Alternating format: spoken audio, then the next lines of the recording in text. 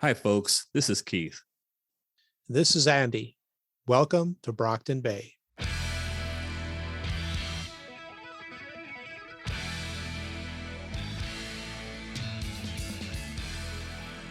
Welcome back to the Brockton Bay Chronicles, reviewing Worm by Wildbow.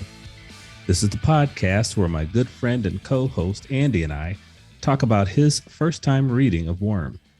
Andy, what's on tap for a discussion today? We'll be reviewing Arc 6, Tangle, chapters 1 through 6. And we do have some new business to cover this week. Keith has told me that the next several arcs are longer and have pretty dense storylines.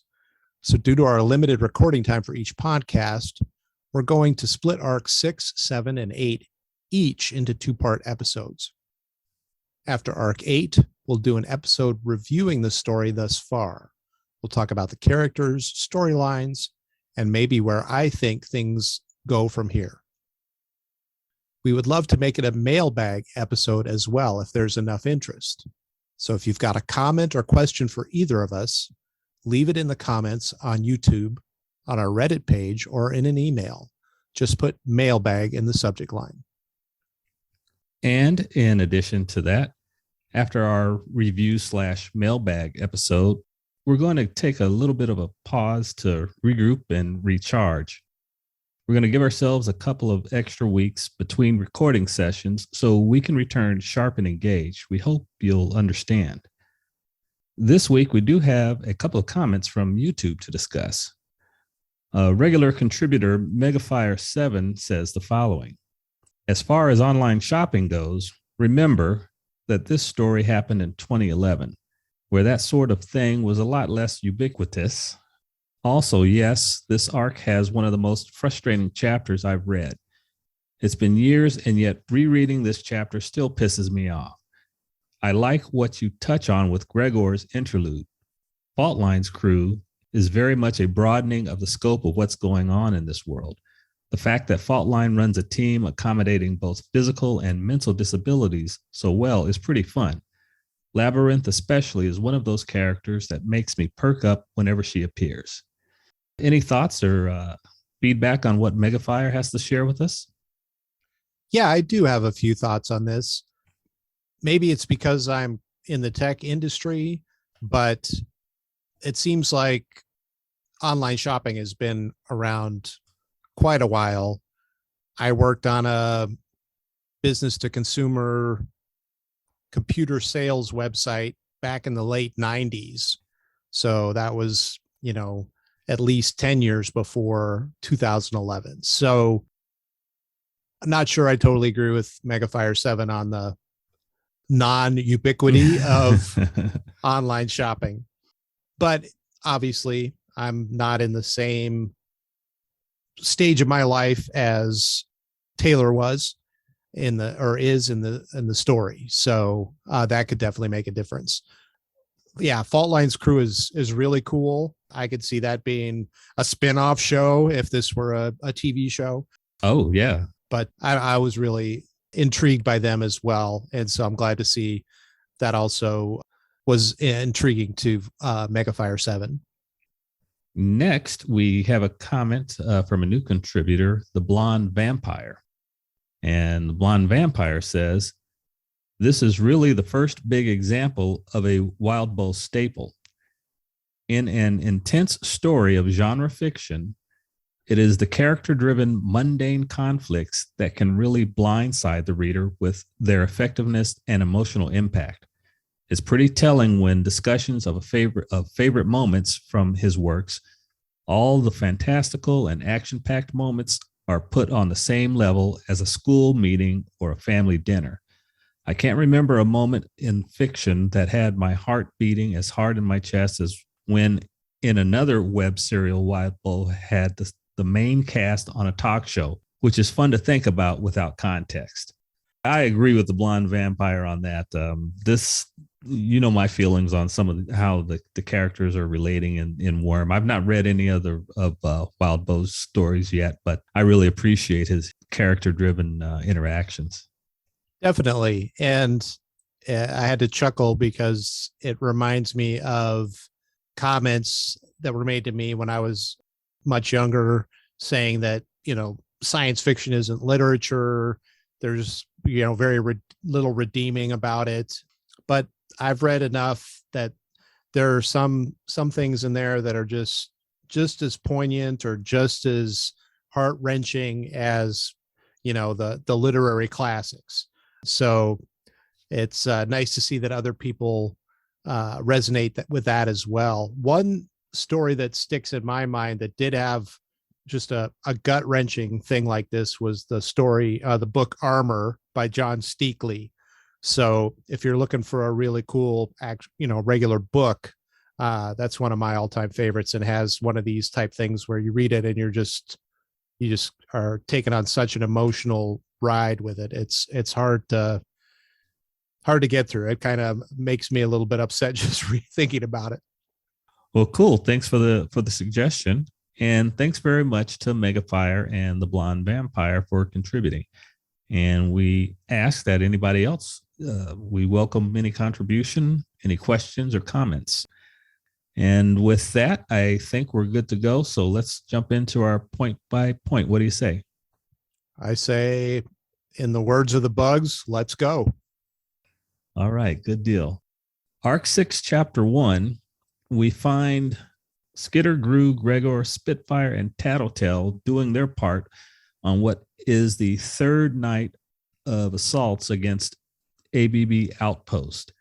And at this point, it looks like the ABB is beginning to crumble just a little bit. So it seems the sustained pressure is beginning to manifest some results. I agree. It's good to see that this ABB chaos is getting put under control. It's nice to see this group working together so much better than the last group that we saw. And it's like they're almost, a mega team. They figured out what groups work together, I guess. And this group has been very effective. The chapter begins with Taylor confronting one thug who had a knife and a katana. And he was pretty handy with his katana whipping around himself, and everything was cool until she had a swarm of wasps emerge from her armor and take him out. And he seemed to be one of those, I guess you would call him an ABB regular. Next, she ended up confronting one of those people who had been forced into working for the ABB by Bakuda. And Skitter says this as she comes up to confront this guy. This poor guy's holding a baseball bat. She can tell that he doesn't want to be there. And she tries to talk him down. And she says, "I've got powers you don't. In the past 10 minutes, I've taken down people bigger than you with better weapons, people with killer instincts. And I did it without a sweat. I'll tell you right now, you lost. You'll lose this fight. Lie down, put your hands on your head." So she doesn't want to hurt this guy. He doesn't have a choice but to confront her, and she does what she has to do. Exactly. It's kind of crazy to think about the numerical advantage the ABB folks had. I think at one point it said 20-1 roughly. Right. But they're just no match for these capes working in concert and having a good plan, good strategy. And it's pretty much a foregone conclusion. After they empty the tenement of individuals, they have Spitfire set fire to the building. The ABB had been using these ramshackle tenements as bases for the folks they had forced into working for them. And Gru's and Skitter's team had cleared this one out. Spitfire was setting fire to it. And Gregor was able to generate a fire retardant in his stomach. That, again, Wildbow throwing a curveball at you with what someone's power can be, because it's not just that. Gregor, it says in the writing that Gregor can produce any number of chemicals in his stomach. Yeah, that is amazing to think of, and quite a twist. Very, very interesting, the possibilities there. And again, cool the way that they tag team it so that the tenement is destroyed, but the other buildings aren't harmed. Really, really good strategy and teamwork. after they take down this building, they look over the battlefield, decided everything's good to go. Spitfire and Gregor head on their way, and Skitter and her teammates head on their way back to the lair.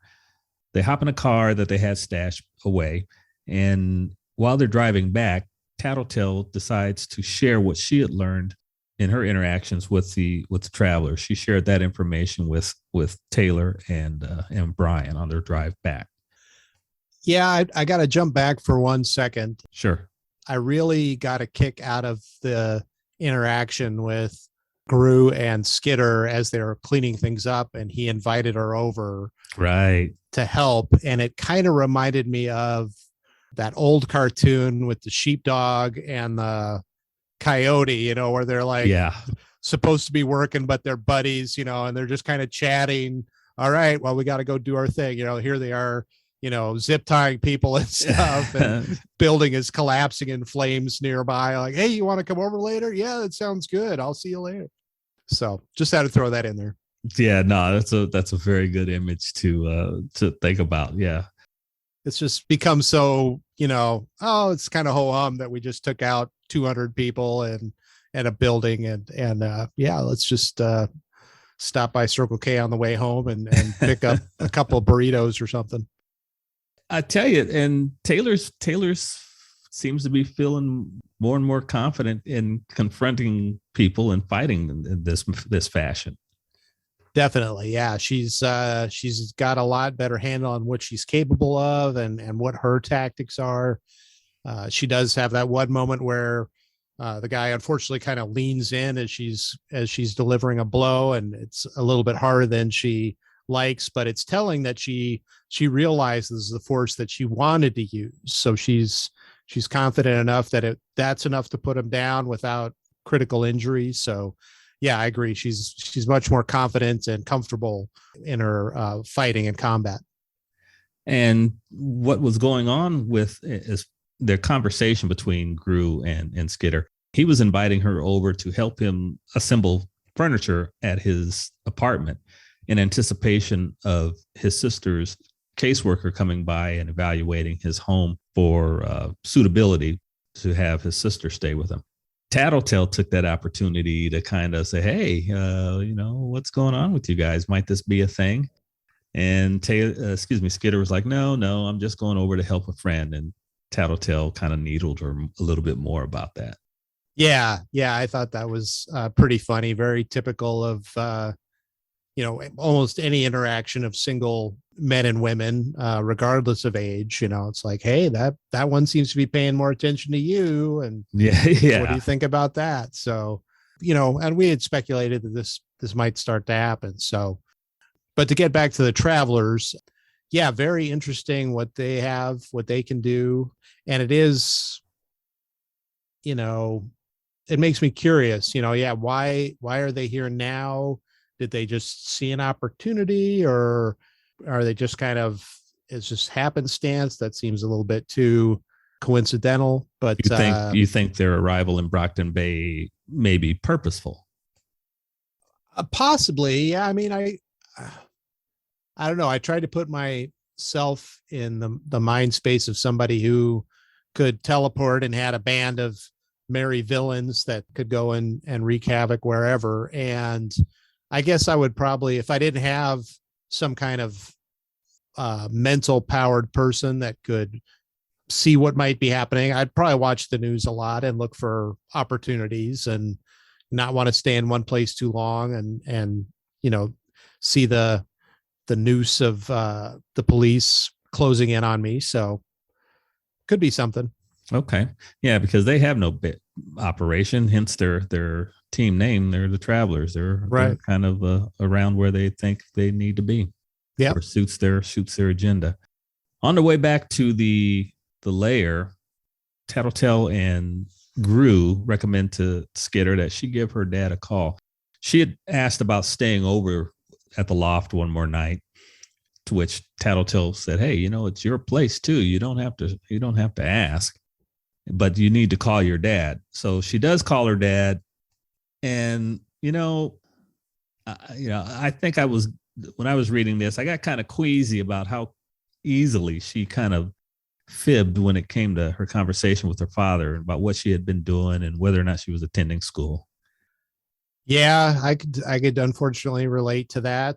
I mean, I wasn't a juvenile delinquent by any means, but I did the usual knucklehead stuff, I guess, Yeah, in we all did. high school. And I can remember, yeah, the first time I got questioned, hey, did you do your homework? Are you all set for tomorrow? And it was really hard because I didn't do it. I did what I wanted to do, but I said, yeah, I did. And then, after a while, I got like, yeah, I'll get it done tomorrow. I'll just tell them this. And I can remember it got to the point where I had to write a whole term paper the night before it was due wow. because I kept painting myself into a corner. So yeah, it did bring back some queasy feelings for me as well. At least Taylor has the decency to feel guilty about lying to her dad about the lie passed easily through her lips, but she felt guilty about it. She has this one line where right after she hangs up from with her father says, it was a white lie, right? I wasn't really hurting anyone. And my dad would only worry if I told him I wasn't going to school. During the conversation, her father had asked, hey, you're going to school, right? I really wish you would come home. But if you're not, hey, tell me at least that you're going to school. And she kind of told a half truth. And it kind of easily slipped past her lips. Yeah. And that's one of those things, though, where I think if she had told the truth, her dad probably would have been okay with it. But as a kid, you just don't know that. The dad was there. He went through that horrible scene with the principal. He knows that Taylor should be in school, but I think any parent would be like, I wish you would go, but I get that you're not going. Yeah. So thanks for checking in. But as a kid, you just don't know that. You haven't been through enough life lessons to recognize that people would probably be understanding. And so we move on to chapter 2, and we get a look at life at the loft, so to speak. Taylor is there up early. She's trying to maintain her regular routine. She gets up a couple of 3 hours before the rest of the team. Goes for a run. Spends time surfing the web.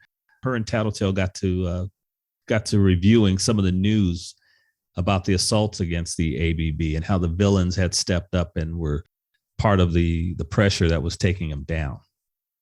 Taylor gets a text from Brian, says, hey, what time you want to come by? She agrees to head on over. She's going to catch the bus to his place. And the two girls talk about a possible relationship between Brian and Taylor. Taylor's making it clear she finds Brian attractive, but it's not necessarily a thing that she's seeking. Again, it's a chance where it's an opportunity where Wildbow fleshes out Taylor even more. We've seen her complicated life at school. We've seen her complicated home life. We've seen her learning how to be a villain or a cape. And now we're going to have a chance to see her in a personal one-on-one relationship with a friend at this point. Yeah, that's an interesting facet that we really haven't gotten into, but we've kind of seen a definite possibility of it moving along. I think it's funny that Taylor brings up that even the dogs probably recognize that Taylor's attracted to Brian. Yeah. So typical banter, I would think. I mean, at least as it's portrayed usually between women talking about a possible relationship with a guy, yeah, he's cute, but not my type or whatever. I thought it was also interesting that Lisa mentioned that because of her power, it makes relationships really hard. Yeah, I was just about to go there. Go ahead. And I can only imagine. I mean, not that everybody has disgusting habits that you don't want to know about. Yeah. But everybody has fleeting thoughts. And, especially guys that age, when hormones are raging, as they say, it's getting insight into that happening all the time. I can't imagine being able to put up with that. So that would be very difficult. And I can understand her swearing off relationships until she figures out how to cope, filter, or whatever. Yeah, so you do feel a little bit bad for Lisa, but she's like, hey, it is what it is. Lisa generally seems to have a pretty jovial personality. Not much seems to get underneath her skin. Which is a little surprising to me, given that she can, what her power, the information that it provides her. You would think that, especially being in a villainous group on the bad side of town, in a kind of a depressed economic area, there'd be a lot of unpleasant things. It'd be like, and this is just my own bias, but it'd be like having a radio that only would play country western music all the time. Yeah. It'd just be a lot of bad news coming in, and it's surprising that she's so upbeat, I think. Now that Lisa's put this thought in her head, Taylor kind of thinks about the situation, and she says this. She's thinking this: a relationship with Brian was obviously a terrible idea. I was only expecting to be with the Undersiders for another 2 weeks to a month. Any longer than that, and I'd probably assume I wasn't going to get the dirt on their boss, at which point I'd take what I had to the Protectorate. So that's her game plan as of this moment. She's like, hey, even if I was interested in Brian that way, it really wouldn't work out because I'm going to bail in no more than a month. That's her plan as of this moment. That's her plan. And just like all of us, those plans typically get undermined pretty quick as she's checking out his broad shoulders while he unloads the trunk of the car. Yeah. And then, she thinks to herself, damn it, Lisa, what did you get me thinking about? Brian, he sounds like a healthy, good looking guy, and he's quickly becoming Taylor's eye candy. I mean, there's just no other way to put it, really. Right. Good way to phrase it. So she gets over to his place and helps him loading his furniture from the boxes from the car upstairs to his new place. And they have an unexpected visitor or two. While they have some interesting moments while they're in close proximity to each other, putting the furniture together. And we get a look at Taylor as a young teenage girl, probably experiencing her first crush. And then everything gets interrupted when Brian's sister, Aisha, and her caseworker come in at an unexpected time.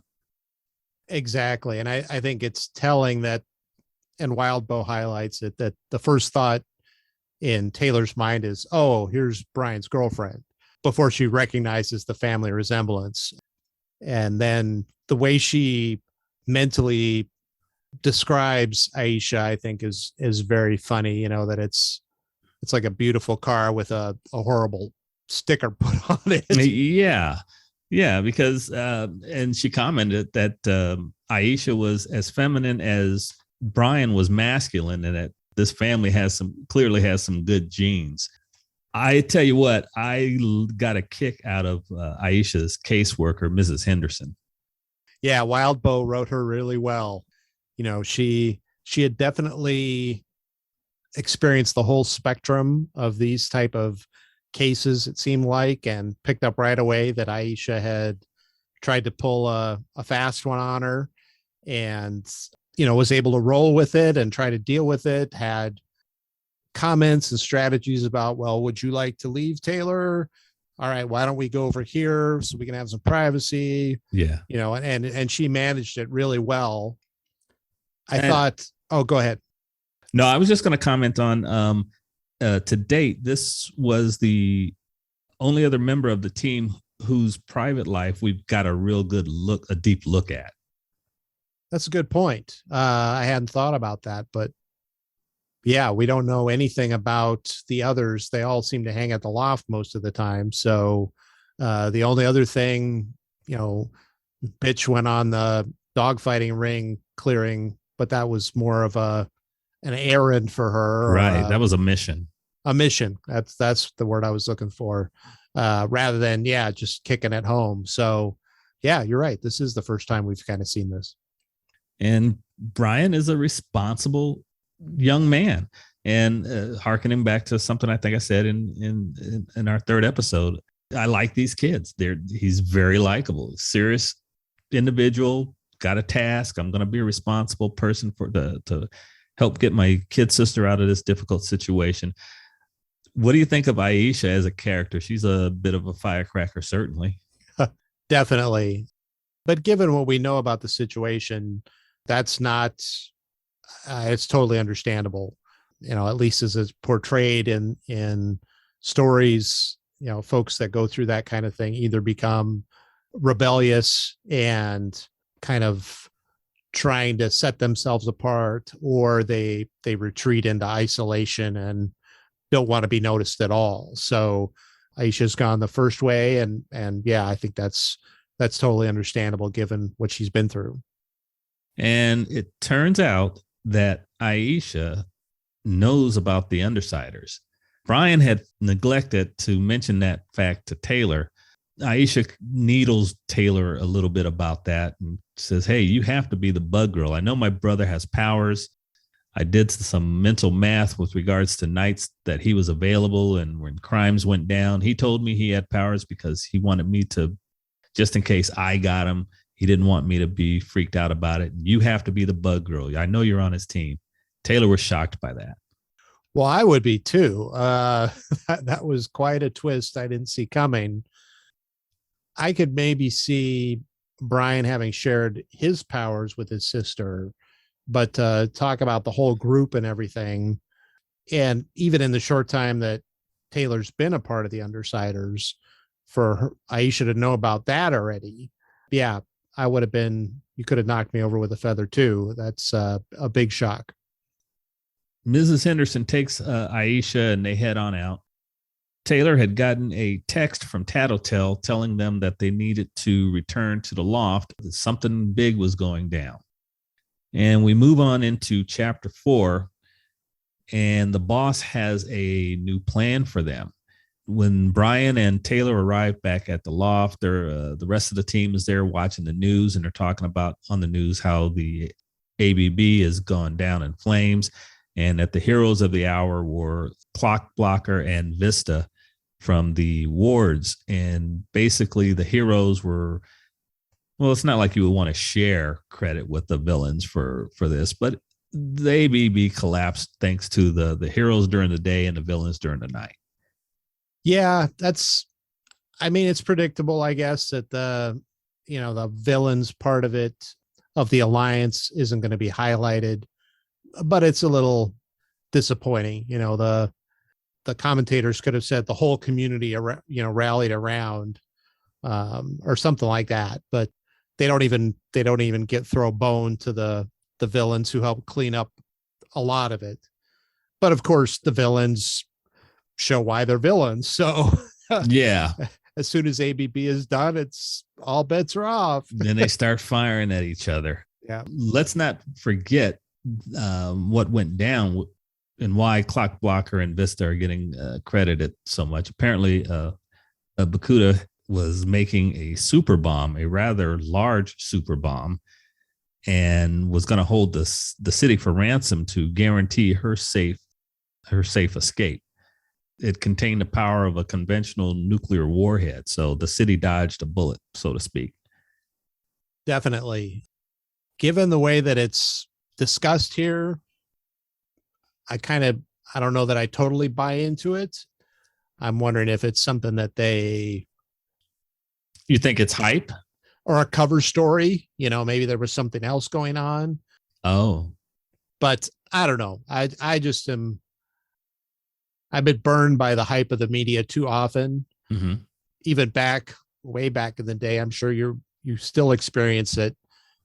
If there was a drop of rain in the Phoenix area, that was the top headline in the nightly news. Oh yeah. And even if it was just the equivalent of somebody dribbling some bottled water on the sidewalk, they would have the camera on it, and it was the biggest thing. And so, for a city that's been under siege, so to speak, it would make sense to paint a very dire picture, like, wow, they saved us from a horrible end. Mm-hmm. And I don't know. I just wonder if it's legit. A little suspicious. Yeah. Okay. As the team gathers around at the loft, and they finish reviewing what's going on with the news. Lisa breaks down to Brian and Taylor what's going on. Empire 88 and Coil's team are basically going at each other. Skidmark's crew, the merchants, are attempting to do what the ABB had done, but with drug users and the homeless, kind of going on a looting spree downtown. I believe it was Fault Line's crew had committed a raid against a business. And so Alec is like, well, it seems like everyone was poised at the starting line, ready to move the instant the gun was fired. Brian said, except us. And it turns out that the boss has a plan for the Undersiders. He wants to take advantage of a large gathering of the city's finest citizens, heroes and civilians alike. And he wants the Undersiders to basically crash the party. Kind of a daring raid, if you will. Yeah. And I mean, I've been racking my brain and I can't figure out, I'm trying to figure out what's the motive behind this, what kind of person would be trying to do this. And I just can't get it, but it's very audacious. And I was totally with everybody this is a bad idea. Yeah. Brian was laughing at the idea, like, this is absurd. No, we're not going to do this nonsense. Everybody thinks it's a bad idea until Lisa, in desperation, plays the trump card, which is $250,000 for each member of the team. Right. Yeah. And that's for people who are getting used to having money. That's a huge chunk of money. And I can't imagine being a kid and somebody offered me $250,000 to do something. I don't know if I would have gone to jail for it, but I wouldn't have been willing to do that. I was too much of a straight arrow, and still am. But yeah, for these guys, it's like, okay, now I'm listening. Yeah, because Lisa, I mean, to her credit, Lisa was, hey, I really wanted to convince you guys that it was a good idea before I shared the money, the amount of money with you. But I can't let you turn this down without telling you how much the boss is willing to pay us. Alex says, well, heck, man, that shoots down my argument. I'm down for it. Taylor has a internal monologue in her discussion or her thoughts about whether or not to do this. And she's feeling conflicted. Lisa shared with them, in addition to the money, one of the other benefits would be a rise in importance to the boss, an opportunity to meet with him and share plans going forward, discuss plans going forward, as well as getting real cred among the villain community in Brockton Bay. So Taylor is debating with herself whether or not to stick around long enough to get this information, or is she deluding herself at this point? She starts questioning, am I deluding myself? Am I really already sliding down this slippery slope to villainy? Yeah, and I thought this was a great internal dialogue, but as I'm analyzing it some more, maybe it's because Lisa is so involved in trying to convince folks, but I would have thought she would have picked up on some of this, that there would have been emotions flitting across Taylor's face, or, that there would have been something. And Taylor does a good job of trying to, include a shred of the truth, or a good chunk of the truth. But yeah, her thing is she constantly says, stick as close to the truth as possible. Right. Yeah. Which they always say is the best lie has an element of the truth. So, but it just, I don't know. This dialogue went on long enough. I thought Lisa was going to pick up something. Do you think Lisa suspects anything? Has Taylor been good enough at keeping up her facade? Or have you gotten enough information to make that determination yet? Well, I think it hinges on one thing, and that's kind of the standard telepath conundrum where, you basically say, I'm not going to read your thoughts unless you say it's okay. Mm-hmm. And so if Lisa is ethical enough that she's not kind of poking into people's heads all the time, I then see. I think Taylor's okay. But Lisa is very accomplished at what she does, but she's still pretty young. And so I could see her, okay, the person is saying this, but something in me, my spidey sense, is saying that there's more to it. Mm-hmm. This is a puzzle I want to solve. And so almost without beyond control, just digging in a little bit before pulling back. And then if she saw something, then be like, oh. So I don't know. It's hard to say if she suspects anything. Okay. All right. If she does, she's really good actress and at not, letting it. She's not giving come out. anything away Right. from her side. Okay. After this monologue, she's thinking back and forth. Taylor decides she has to stick with her original plan. She's going to stick with the Undersiders in the short term, and then ultimately she's going to take what she knows and go give it to the Protectorate. She tells the team she's going to change her vote and vote in favor of carrying out this task, which shocks everybody. She apologizes to Brian, and Brian's like, hey, you're a member of the team. You're allowed to have your own voice. And her big stipulation was, hey, my vote change is provisional upon determined upon us being able to come up with a good plan. Yeah. And I could not see how there could be any plan that would possibly work, other than, maybe Brian sneaking in and then they're just spray painting stuff all over the room and sneaking out again or something, something really minor. But yeah, I was totally surprised at the next chapter. So now we have Alec on board, Lisa's on board, Taylor's provisionally on board, and Rachel's like, well, if the skinny kid, referring to Taylor, if the skinny kid is going to do it, well, I'm going to go. So, Taylor took kind of umbrage at that, but whatever. And so the team decides 4-1. Yes, we're gonna go ahead and do this, and they begin working on a plan. Chapter 5 is the journey to the, I believe it's pronounced Forsberg Gallery, and the entrance in thereof. We get a description from Taylor what it's like riding the back of Judas and making leaps from one skyscraper to another. Yeah, that was a vivid word picture that Wildbow put together there, and I could feel the wind rushing past Taylor. Thought he really did a great job at that. It's reminiscent of, the Batman coming through the skylight kind of thing. Oh, yeah. But really well done, really well written. And I was definitely white knuckling it a little bit. Is this going to work? This doesn't seem like it has a chance.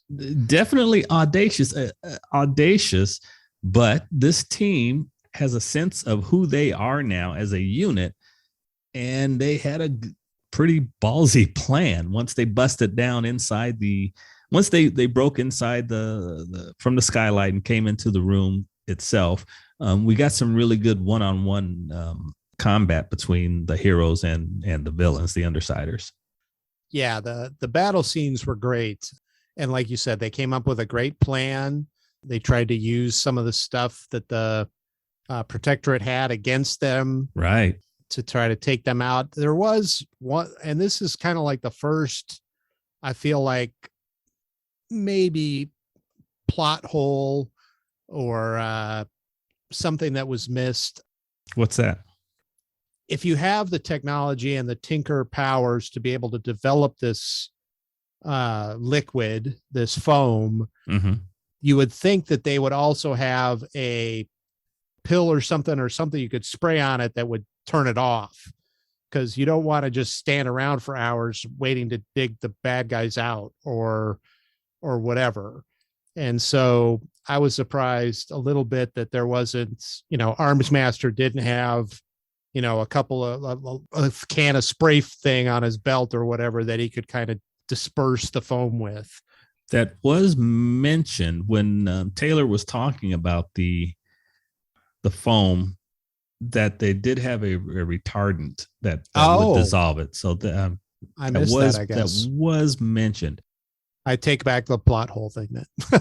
Okay. All right. Yeah, it was just Taylor mentioned she had seen something on the Discovery Channel about PRT, non-lethal weapons, the Tinker designed weapons that you had mentioned, and that did talk about how it was strong enough to hold most of the containment foam. That's the phrase I was looking for. The containment foam was strong enough to hold most of some of the more powerful villains until such time, and you were able to breathe in it until long enough to be released from it when they came and brought the compound that would dissolve it. That's where that line came from. Okay. So the stuff actually as a concept is pretty cool. Couldn't tear it, was strong. It would hold a lot of the stronger, some of the stronger villains. It was an insulator. Pretty cool stuff. Yeah, very cool. And yeah, I just totally glossed over. I see it now with a dissolving agent. So that makes a lot more sense. I thought maybe they didn't develop it because if somebody developed it, then other people might try to reverse engineer it, and then they'd have ways of getting out of it. But anyway, overthinking it as usual. Nah, no worries. This time, once again, the team came prepared, and they brought 2 boxes full of bugs for Taylor to work with. Skitter and Gru and Tattletale head to one side of the room and try to disarm or take the containment foam containers from the PRT officers on that one side. Regent and Bitch head to the other side of the room with the dogs, and Gru shrouds everything in darkness. And then we started getting some of this cool one-on-one combat. They hose down Shadowstalker and some of the other heroes. Shadowstalker, I remember them saying they had a difficult time getting her to get stuck in the foam because of her ability to go into her shadow state. Yeah, that's another interesting aspect of her power, that the foam didn't work as well on her, but they just put on a second helping and they were able to keep her down. But I really like the way Gru was able to use his darkness and deadening power to, in very targeted ways to, right. Okay, now let's reveal this. It kind of reminded me of those old computer games where you're sending your units out to explore different areas, and they can only see a little bit at a time. And then, so if there's something really bad there, you can like jump back really quick and it doesn't see you. And so that was pretty cool. And among the crowd, let us not forget this, among the crowd of the Brockton Bay's finest and capes and civilians is Emma and her family. And that's that nearly set Skitter off. And I thought Wildbow handled that great, saying that, yeah, maybe a few of the extra stinging bugs made it her way, but yeah, I don't think it was a conscious thing. Yeah. So Skitter also felt bad that Emma would have a cool story at school. I survived this battle. So it's kind of one of those, a little bit of good, a little bit of bad. So, yeah. And so then we get a little bit of description of some of the heroes that she had to face off against. Battery and Assault, Triumph, who could use his voice to punch holes through walls. Battery was able to charge up and move at fast speeds. The local protectorate, there's no scrubs in there. Right. They were missing one person that they thought was going to be there. Dauntless. Yeah. So that helped them a little bit. But yeah, these folks have really interesting range of powers, and which makes sense, right? If you're going to have a team, you want to have kind of a group of different powers that can be available. But yeah, Arms Master ends up being the one that is the big fly in the ointment. Yeah, Arms Master. Oh, this guy. So as I think I asked you a couple of couple of episodes ago. Thoughts on Arms Master? You have anything new to add so far? I mean, we're only doing the first half of this arc for this episode. Any thoughts on him at this moment? Not here. I mean, as this battle unfolds, he definitely cements his personality traits of being kind of a glory hog and, really worried about perceptions. He kind of cloaks good things, throws them out there. Oh, hey, I don't want to hurt your animals because you're really the evil one. It's not their fault. But it all just seems for show. And Tattletale, is able to kind of capitalize on that. And everybody, because they're getting better as a team, kind of picks up on it. Yes. She susses out that Arms Master is concerned about his reputation. Why was he the only one who had this thing built into his armor to deal with Regent's power or protect him against some kind of mental attack? And she digs down into his motivation, tells him basically, hey, your teammates hate you. I don't need to be telepathic to tell that everybody on your team hates you because they know that you're concerned about your own reputation and glory. She ends up getting socked in the gut by Arms Master's halberd when it reconfigures itself. But she did that so that the team could, like you said, take advantage of it. She takes one for the team, literally. Oh, I totally agree with that. And I had really considered the aspect of what motivated Tattletale to say your team hates you. I thought it was just kind of a generic or something she picked up on. But in a team setting, if there's one person that analyzes the situation and figures out all these tactics to counteract enemies and then doesn't share it with the rest of the team. Exactly. So that they can look really good as opposed to everybody else, they can stand out. Then of course the rest of the team is going to be like, why didn't you tell me I should have had that? I would have worn that Kevlar vest too if you would have told me this was going to happen or whatever. So he's got all this stuff. He's got a bug zapper built into his halberd, and it kills parts of Skitter's swarm anytime they get near him. He's got some kind of way to see using sound. I think it was a tuning fork device essentially to see through Gru's darkness. He's got a program to analyze how a bitch fights with her dogs, and he's taking them down.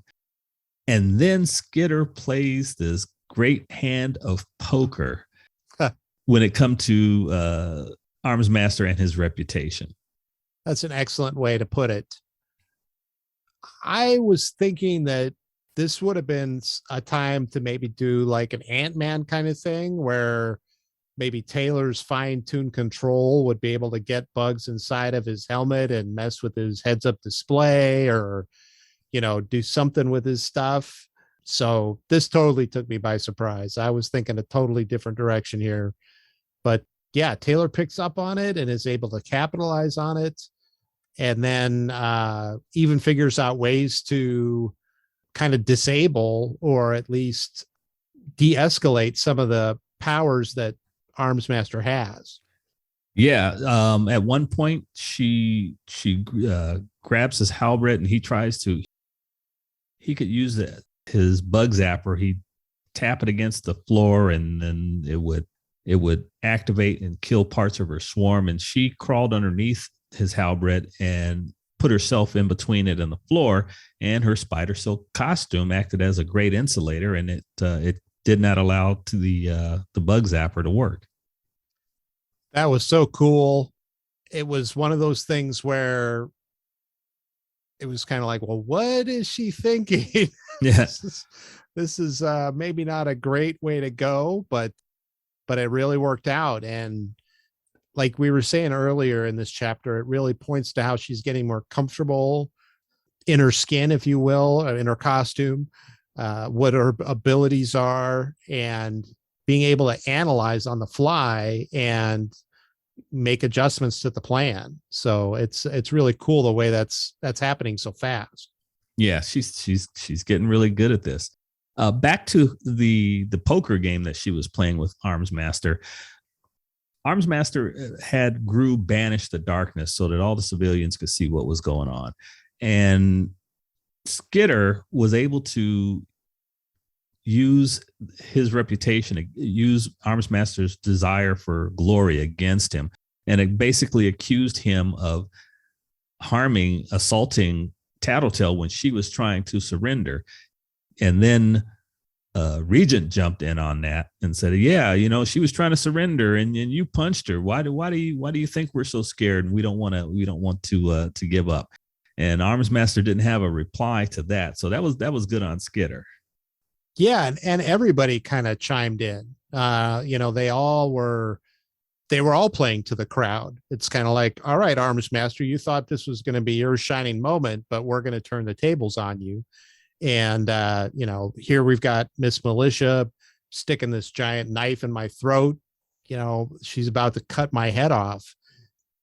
Yeah, you hit Tattletale too hard. She's probably got internal injuries and I need to check her out. And all of a sudden he's like, oh, wait, this is starting to look pretty bad for me now.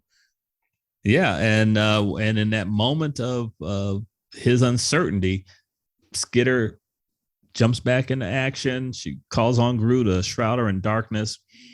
She and Arms Master end up outside on the patio, and they have an opportunity to talk briefly. And she's like, "Hey, look, give me just a little more time. I can find out who the boss is." The two of them fortunately are far enough away from everyone else that they can have this conversation. Arms Master isn't having any of it. He's like, "You said you were going to have this information 2 weeks ago. No, the only thing I'm going to do is bust you guys and send you all to jail. That's all, the only thing that's happening." Taylor in her mind is like, no, I'm not going to get busted and go down like this in front of Emma. She keeps harkening back to Emma. I really got annoyed by that. I got to tell you, I'm like, girl, yeah, what are you worried about Emma for? You're sitting here talking with Arms Master. Let the Emma thing go for a moment. I totally see where you're coming from there, but I can remember with my son, and I can even remember back when I was in high school, how perception mattered. Well, and the biggest thing could be going down, and then some insignificant thing I was hung up on would somehow bubble up to the top of my brain, and I'd be like, yeah, that's not cool, man. And it's like, this doesn't matter. I'm about to die here. Why am I thinking about that? So it seemed like a very believable teenage moment. I agree. You're right. Again, as a parent, though, it's so frustrating. Sure. Like, I think focus. That may be the window through which I'm looking at this. Mike, I can't take my dad hat off. Exactly. Yeah.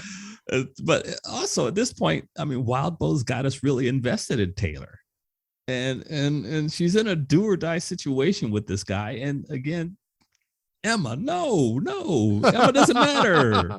What are you going to do? Can you convince Arms Master to go along? But back to that point, she ends up calling her, at this point, it's Hornets now. She calls like 700 Hornets out from underneath her armored panels and sets them on Arms Master. And she had done something very cool. The remainders of her swarm she had put on the walls inside the room, the main portion of the gallery, and spelled out "Let's go" along with a couple of arrows pointing to the exit. And the rest of the Undersiders saw the message and came and grabbed her, and that was that. Yeah, that was a really exciting scene. First, for her to talk to Arms Master and him to say, no, that's not going to happen. It really just underscored again his glory hound personality. It would have made so much more sense for him to do it the other way, but he pushes it, and Skitter was was able to, she was prepared for him to make that choice and to trump it. So, she plays her card, as you said, in the poker hand, and it's the winning card. And it was just so neat the way I didn't get the whole bugs on the wall thing until later, but that she had thought that out ahead, and she, kind of isolated him and got him thinking that, everything was under control, distracted him, and then everybody else barrels in and they're able to get away. So that was pretty cool. A really neat way to wrap up the battle. And so we see another an escalation and incremental improvement in her ability to use her bugs as assets. Now she's spelling out messages on the wall. Right. Yeah. And, she did the whole trick with blocking the halberd again and sent, all the things at him. And so she's really, she's fine tuning what to use when and how to use it. And one thing I forgot to mention was her wrapping the chain around the railing on the patio. Right. That was, again, another one of those tactical steps that I don't think she would have thought of in previous battles. But I think taking down the ABB folks and having to fight through the hordes of giant rats, if you will, helped her get confident enough to fight the boss and be able to think so well on her feet. Skitter is getting more and more comfortable at what she does. She's well, depending on what side of the fence she ends up on, she's really either going to be an effective hero or an effective villain. Definitely. And the team recognizes that. We didn't really mention it, but Bitch at one point says to Armsmaster, Lung underestimated her too. Right. And it's like, okay, well, they're all catching on that she's really figuring the stuff out fast and coming up with great solutions, pulling people's bacon out of the fire at the last minute. So, if she's got Bitch won over that way, they're all seeing it pretty well. So, yeah, exactly. Her teammates, she's a member of the squad. And like I said, if Bitch is if you've got her respect at this moment, then yeah, you're doing pretty well for yourself. Definitely. So now Skitter and Gru and the rest of the team hop the dogs and head on out the building and make their escape. And that's it for chapter 6. I gotta say one more thing about this. Yeah. I love the way Wildbow did the standard turn the person's words back on them. Armsmaster in chapter 5 had said, "This was over the moment you stepped into the room." Right. And then Taylor says the exact line back to him after he comes out on the patio and before she plays her ace in the hole and they all get away. So I thought that was pretty cool. Yes. Yeah. Boy, Armsmaster and his ego. Yeah. Okay. And that's it for chapter 6. So as we said in our intro, this is part 1 of 2. We'll be covering the remaining chapters of this arc next time, as well as getting Andy's overall impressions and his choice for key character of the arc. So at this point, we want to say thanks for joining us for this episode. We hope you like it, and we hope to catch you in part 2. Take care. Thanks so much for joining us on this ride. As Keith warned me, these chapters were going to get more and more intense, and this one definitely takes the cake so far. I hope you'll join us for part 2 of Arc 6. Thanks for joining us in this podcast. We hope you'll like, comment, and subscribe. If not, thanks for stopping by anyway, and we'll hope you'll return.